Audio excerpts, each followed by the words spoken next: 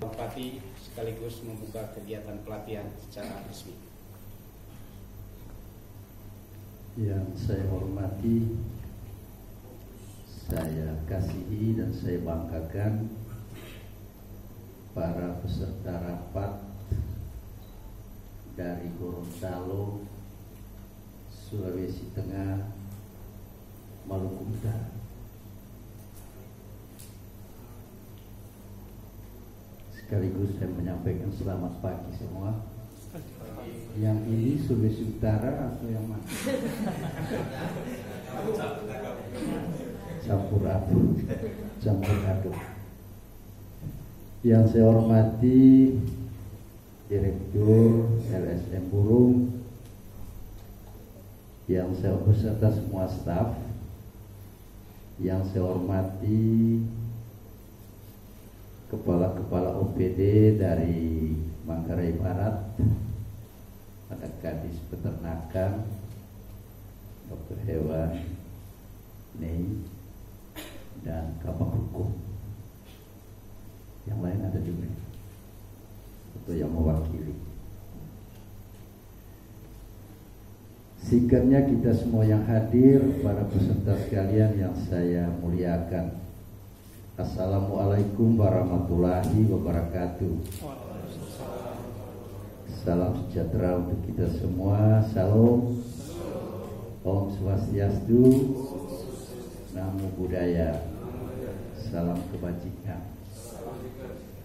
Tempat yang paling pertama, tentu kita patut memanjatkan puji syukur kehadirat Tuhan Yang Maha Kuasa, karena Tuhan Maha Baik.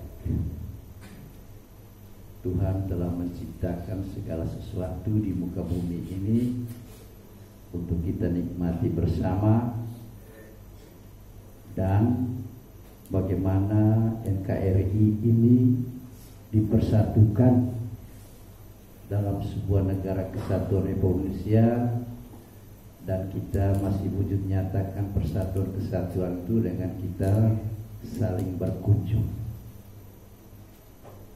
Sehingga pada tempat yang kedua, saya menyampaikan selamat datang kepada para peserta dari 3 provinsi, Maluku Utara yang paling jauh, kemudian Sulawesi Utara, Sulawesi Tengah, dan juga peserta lainnya telah datang ke Labuan Bajo dan tiba dengan selamat dalam kondisi cuaca yang ekstrim, yang kurang bersahabat, tetapi semua perjalanan kita dilindungi Tuhan dan tiba dengan selamat di Manggarai Barat ini.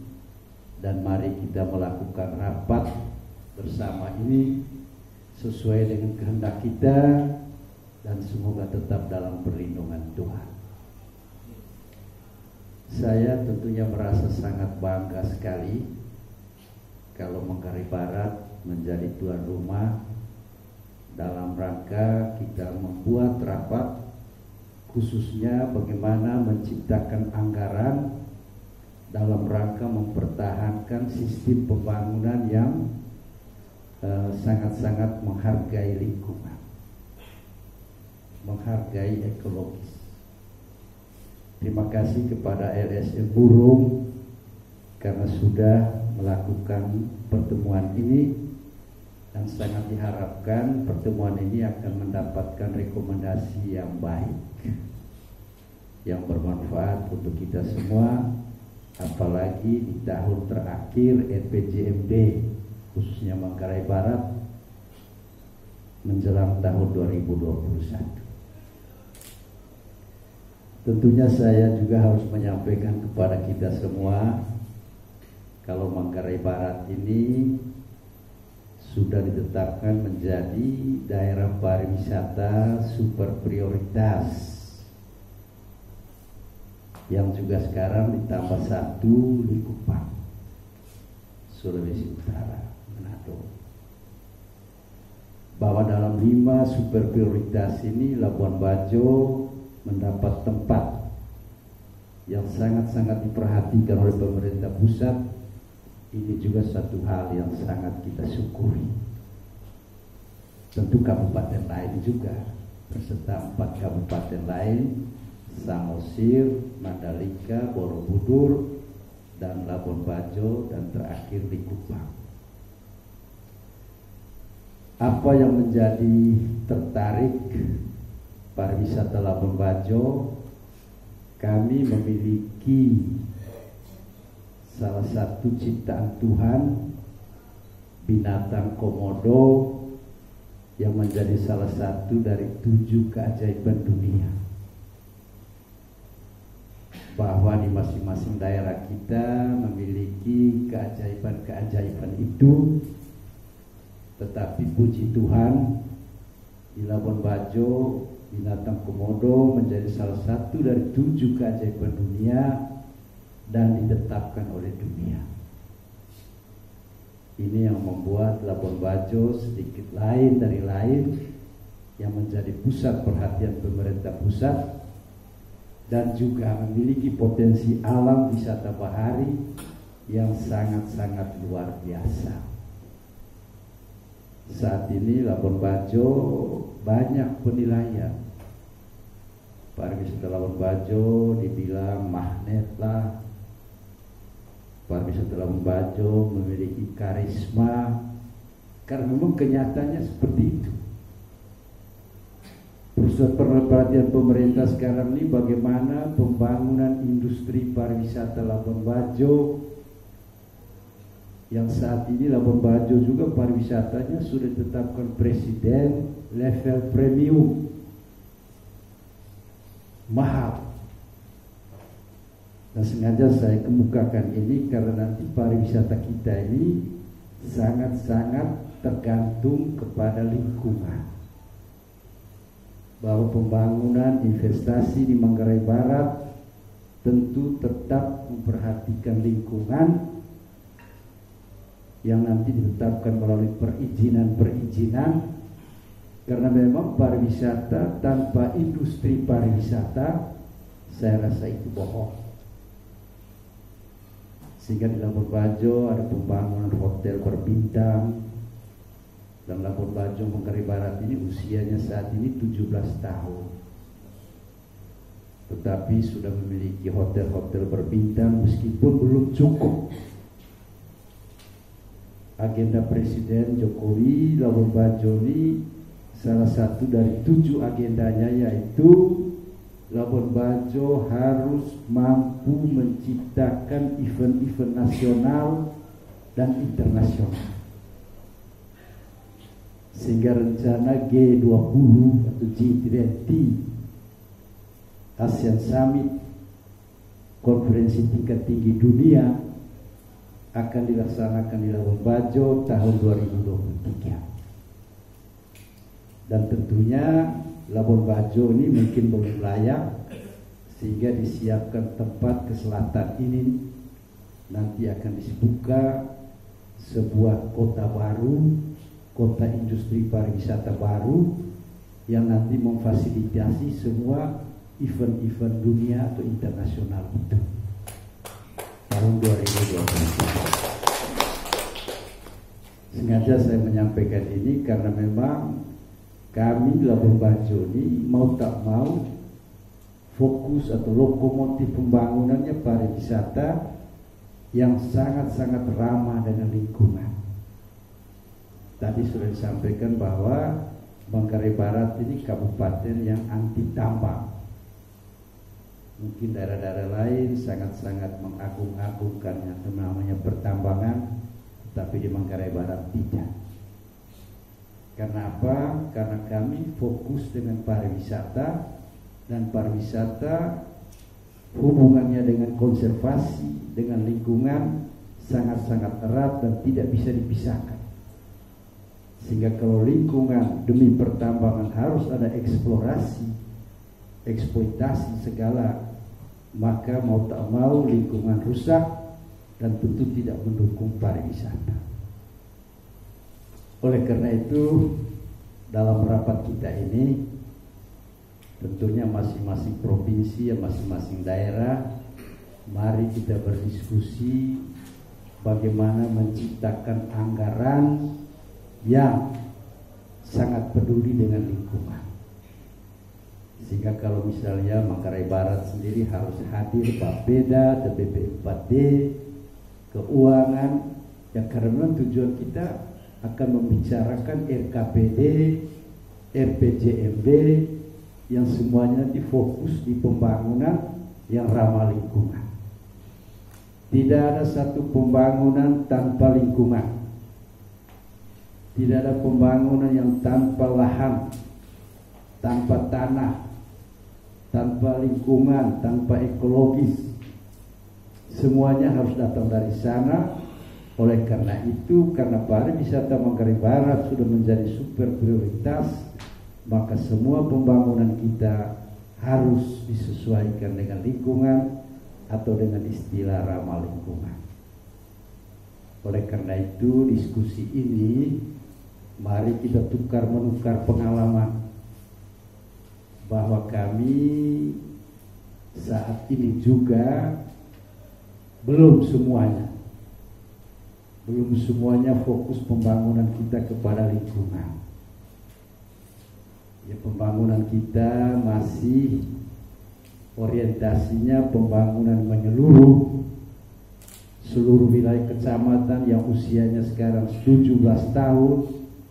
Bagaimana pembangunan kita, infrastruktur yang semuanya harus ramah lingkungan. Bahwa anggarannya sudah berpihak ke sana, mungkin juga benar. Oleh karena itu mungkin tukar menukar pengalaman dalam kita diskusi, dalam kita menetapkan anggaran atau rencana anggaran RKPD tiap tahun, mari kita saling mengisi. Bahwa nanti Pak Tibur sebagai penginisiatif rapat ini paling tidak juga akan mengemukakan bagaimana perkembangan anggaran di Manggarai Barat ini terhadap lingkungan. Begitu berarti bagi kami lingkungan di Manggarai Barat ini, pertama memang karena pariwisata, yang kedua wisata bahari, yang ketiga bahwa objek wisata kami juga di pedalaman. Ada air terjun, ada danau yang terbesar di NTT ini di Manggarai Barat. Ada juga gua, tidak sembarang gua tetapi gua yang dihuni oleh ular. Ular besar, ular kecil ada. Ular berwarna-warni juga ada. Di dalam gua itu kita masuk pintunya sedikit sempit dan gelap, dan kita harus menggunakan senter ikat di kepala agar kita jangan tabrak dengan ular. Ular juga semuanya pada diam, tidak bergerak. Kita juga raba-raba dia juga tidak apa-apa. Tetapi persyaratannya harus melalui ritual adat. Ritual adatnya telur sebutir dengan ayam kecil, anak ayam, sebagai persembahan nanti dilakukan oleh tua-tua adat di situ. Baru kita lihat ularnya. Kalau nanti kita lewat atau langgar ritual, maka kosong guanya, tidak ada ular. Kalaupun ada kayu, batang kayu, ya mungkin kita pikir itu kayu, ternyata itu ular. Jadi banyak aneh-anehnya, dan akhirnya memang gua ular ini bukan objek wisata guanya itu, tetapi keajaibannya. Termasuk keajaiban Komodo tadi juga itu, ya Komodo itu kalau kita lihat memang mungkin sama seperti biawak, tetapi DNA-nya berbeda. Bahwa buaya yang ada di Komodo, yang ada di Labuan Bajo, Manggarai Barat ini satu-satunya di dunia dan memiliki keistimewaan yang sampai disebut keajaiban juga, karena memiliki karakteristik tersendiri. Salah satunya legenda Komodo ini kembar dengan manusia. Sehingga tadi saya tahu persis mana yang orang Manggarai Barat, mana yang orang dari luar Manggarai Barat. Karena kalau Manggarai Barat, kalau kita konsentrasi betul 10 menit lihat wajahnya, robah Pak, wajahnya jadi buaya. Tetapi jangan lihat terlalu lama, karena nanti akhirnya kita omong dengan buaya darat. Jadi karakteristik itu, istimewanya itu, pertama legendanya kembar dengan manusia, bahwa ceritanya dulu ada satu ibu melahirkan anak 2 orang, satunya manusia biasa, satunya binatang, komodo. Terjadi pertengkaran, perkelahian antar suami istri karena si suami menolak itu anaknya. Tetapi si istri tetap terima dia, akhirnya perdamaian terjadi, yang binatang, yang komodo tinggal di hutan, yang manusia tinggal di rumah. Yang akhirnya juga terbagi habitat komodo saat ini sekarang tersendiri, habitat manusianya tersendiri. Tidak saling memangsai. Kemudian karakteristik berikutnya, komodo ini binatang buas. Kalau buasnya harimau tertampak, dia sembunyi menerkam orang. Tapi kalau komodo ini tidak tampak dia buas. Binatang yang paling masa bodoh. Buasnya harimau tidak makan anaknya sendiri. Tapi kalau komodo, ibu-ibu, komodo itu anaknya sendiri dia makan.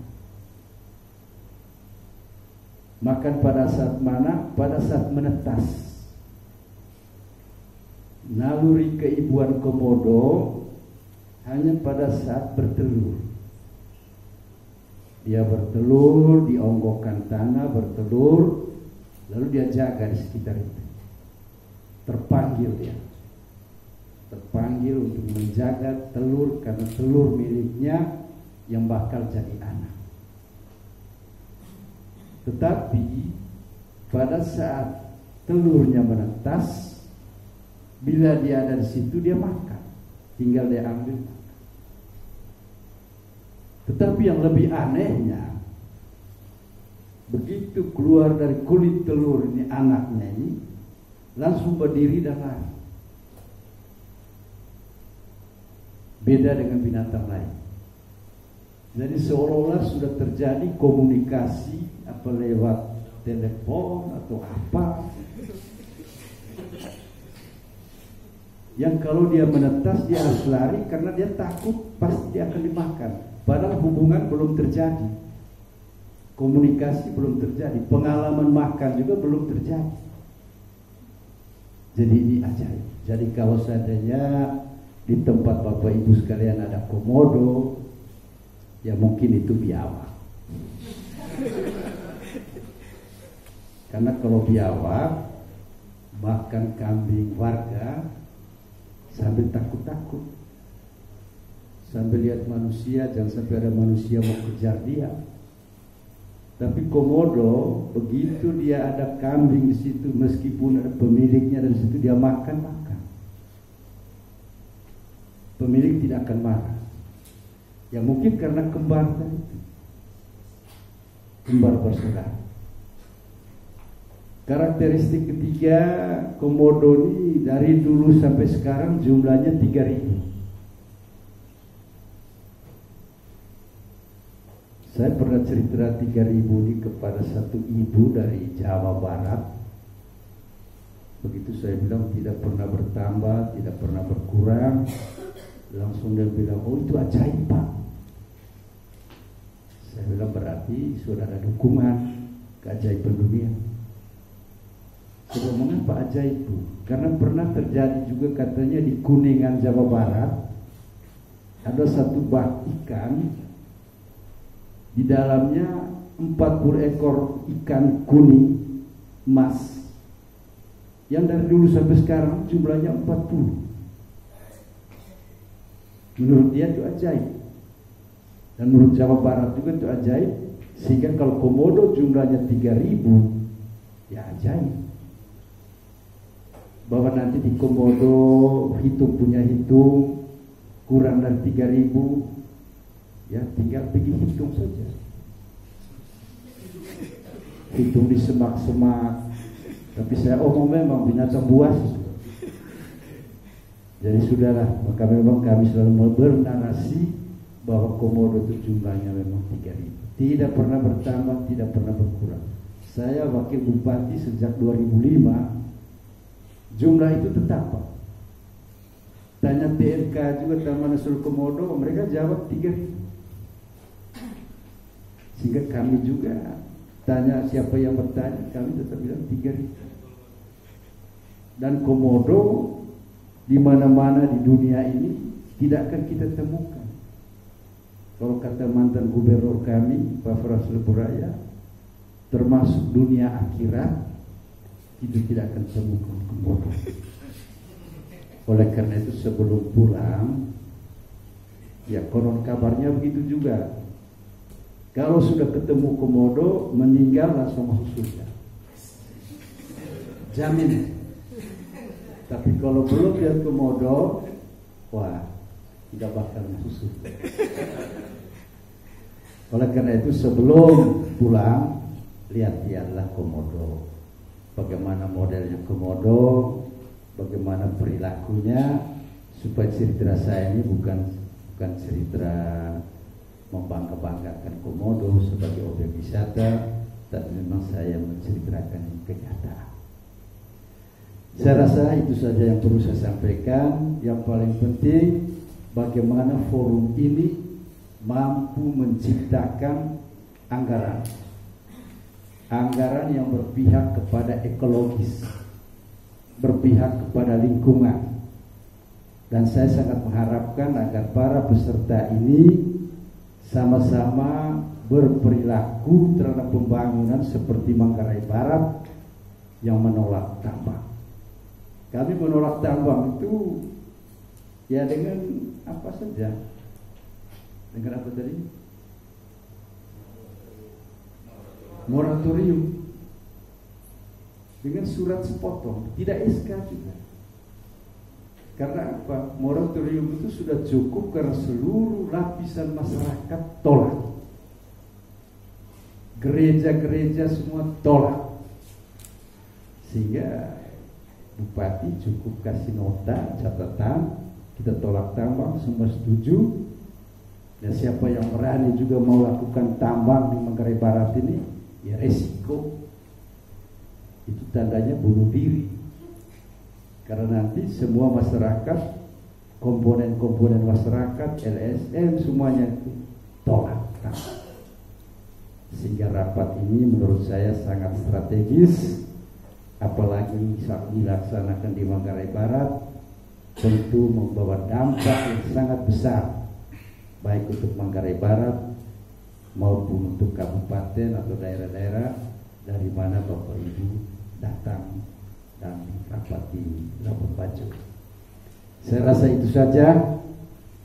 Keuangan hadir, Bapeda hadir, OPD-OPD terkait hadir, dan mari kita diskusi menentukan rekomendasi apa yang bakal kita terima untuk mengakhiri RPJMD 2021 dan memasuki RPJMD baru. Dan kami kebetulan juga pilkada ini diselenggarakan serentak yang kedua, dan September ini 2020 dilaksanakan pemilu kepala daerah pilkada, dan kami juga pasti akan mengakhiri masa jabatan pada tahun 2021 Februari.